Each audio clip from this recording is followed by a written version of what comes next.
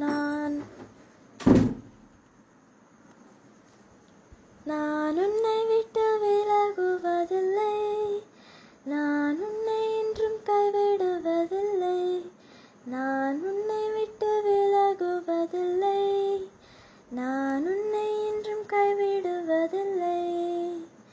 நான் உன்னை காண்கின்ற தேவன், கண்மணி போல் உன்னை காப்பேன், நான் உன்னை விட்டு விலகுவதில்லை, நான் உன்னை என்றும் கைவிடுவதில்லை. பயப்படாதே நீ மனமே, நான் காத்திடுவேன் உன்னை தினமே. பயப்படாதே நீ மனமே, நான் காத்திடுவேன் உன்னை தினமே. அற்புதங்கள் நான் செய்திடுவேன், அற்புதங்கள் நான் செய்திடுவேன், உன்னை அதிசயமாய் நான் நடத்திடுவேன், உன்னை அதிசயமாய் நான் நடத்திடுவேன். நான் உன்னை விட்டு விலகுவதில்லை, நான் உன்னை என்றும் கைவிடுவதில்லை. திகையாதே கலங்காதே மனமே, நான் உன்னிடம் இருக்க பயமேன். திகையாதே கலங்காதே மனமே, நான் உன்னிடம் இருக்க பயமேன். கண்ணீர்கள் யாவையும் துடைத்திடுவேன், கண்ணீர்கள் யாவையும் துடைத்திடுவேன், உன் கவலைகள் யாவையும் தீர்த்திடுவேன், உன் கவலைகள் யாவையும் தீர்த்திடுவேன். நான் உன்னை விட்டு விலகுவதில்லை, நான் உன்னை என்றும் கைவிடுவதில்லை.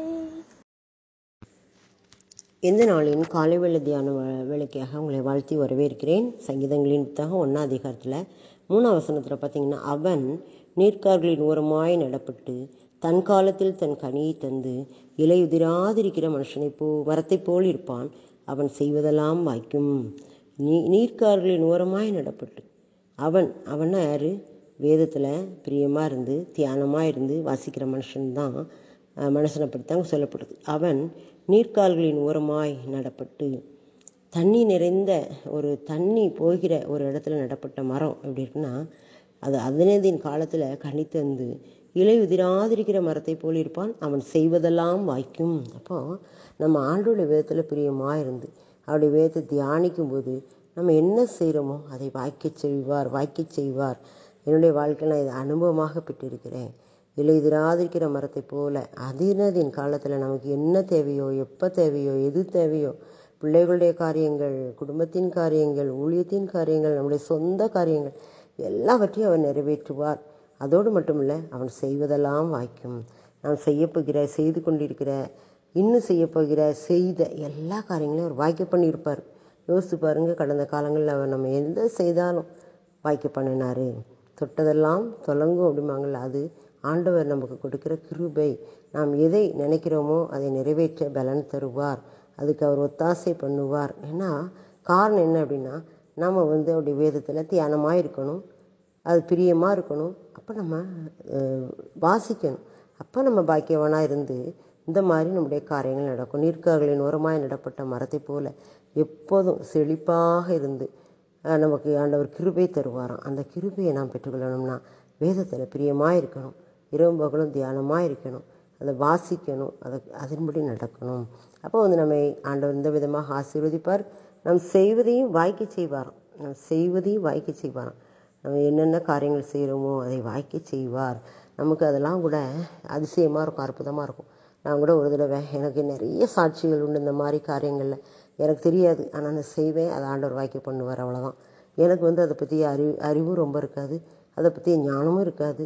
ஆனால் ஆண்டவர் இந்த காரியத்தை செய்து முடிக்க செய்வார். அதுதான் அவருடைய கிருபை. அப்போது 9th படிக்கும்போது ஒரு தடவை பார்த்தீங்கன்னா, இது கூட ஏற்கனவே சொல்லியிருப்பேன் சாட்சியாக, அந்த சயின்ஸ் லேப் அப்போ மொபைல் வேன், அதாவது நடமாடும் ஆய்வகம் அப்படின்னு வரும்.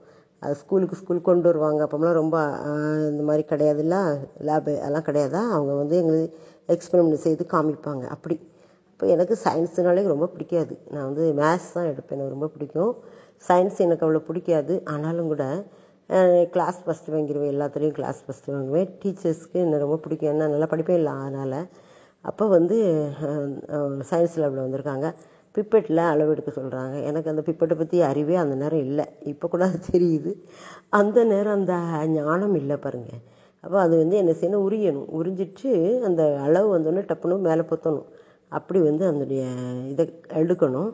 அப்போ அவங்க வந்து கூப்பிட்றாரு, யாராவது வந்து ஒரு கால் வந்து எடுமா, ஒரு கால் வந்து எடுமாங்கார். ஒருத்தர் எந்திக்க மாட்டேங்காங்க.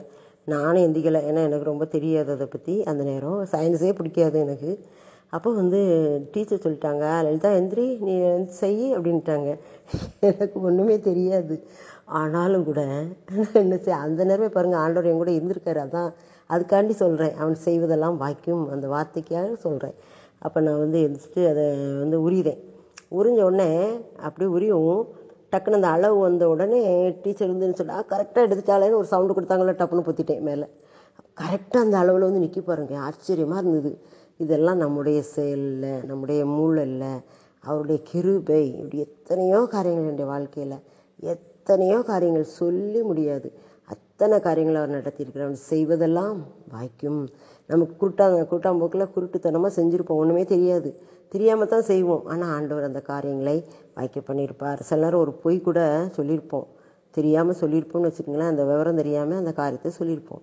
சொல்லிவிட்டு ஆண்டவரே இது பொய்யா நெசமானு தெரியல, நான் சொல்லிட்டேன் அப்படின்னு சொல்லி ஆண்டவர்கிட்ட உடனே எந்த காரியமும் உடனே ஆண்டவர்கிட்ட சொல்லிடுவேன். அது எப்படிப்பட்ட காரியம்னாலும் சரி. என்னோடய ஃப்ரெண்டே அவர் தான். அப்படி சொன்னோடனே பார்த்தீங்கன்னா, நம்ம பொய்யா சொல்லியிருப்போம்ல, அந்த காரியத்தை உண்மையாக்கிடுவார் ஆண்டவர். ஆச்சரியமாக இருக்கும். நம்ம பொய் சொல்லியிருப்போமே நினச்சி கலங்கிக்கிட்டு இருப்பேன், அதை உண்மையாக்கியிருப்பார். எத்தனை காரியங்கள் ஆண்டவர் நம்மை வெட்கப்படுத்தாமல் நம்ம நடத்தி, நம்மளை வழி நடத்தி ஆசீர்வதிச்சு செய்வதெல்லாம் வாய்க்க செய்தார் எனக்கு. இதே மாதிரி தேவனுடைய பிள்ளைகள் எல்லாருக்கும் அப்படி செய்வார். உங்களுடைய அனுபவம் நிறைய இருக்கும். அப்படிப்பட்ட கிருபை ஆண்டவர் நமக்கு தந்திருக்கிறார். நம்ம செய்வதெல்லாம் வாய்க்கும், நாம் செய்வதெல்லாம் வாய்க்கணும். நீர்க்கால்களின் உரமாய் நம்ம நடப்பட்ட மரமாதிரி இருக்கணும். அப்படி நம்ம என்ன செய்யணுமா, கர்த்தருடைய வேதத்தில் பிரியமாக இருக்கணும். இரவும் பகலும் அதை வாசிக்கணும், அதில் தியானம் செய்யணும். அப்படின்னா நமக்கு இந்த காரியங்களை ஆண்டவர் வாய்க்க பண்ணுகிறார். ஆமென். நீர்க்கால்கள் ஊரம் நடப்பட்ட மரமாய் எப்போதும் கனி கொடுப்பாய், தப்பாமல் கனி கொடுப்பாய். நீ வற்றாத நீரூற்றை போலிருப்பாய், வளமிக்க தோட்டத்தை போலிருப்பாய். கர்த்தரை நம்பி வாழ்ந்திருப்பாய், காலமெல்லாம் நீ செழித்திருப்பாய். கர்த்தரை நம்பி வாழ்ந்திருப்பாய், காலமெல்லாம் நீ செழித்திருப்பாய். ஆமேனப்பா, நீர் கொடுத்த வார்த்தைகளுக்காக நன்றி. நாங்களும் ஆண்டவருடைய வேதத்தை அதிகமாக வாசிக்கும்போது நீர்க்கால்களின் உரமாய் நடப்பட்ட மரத்தை போல செழித்து செய்வதெல்லாம் வாய்க்க செய்வேன்னு சொன்ன வார்த்தைகளின்படி எங்களுடைய வாழ்க்கையில் நடத்த எங்களை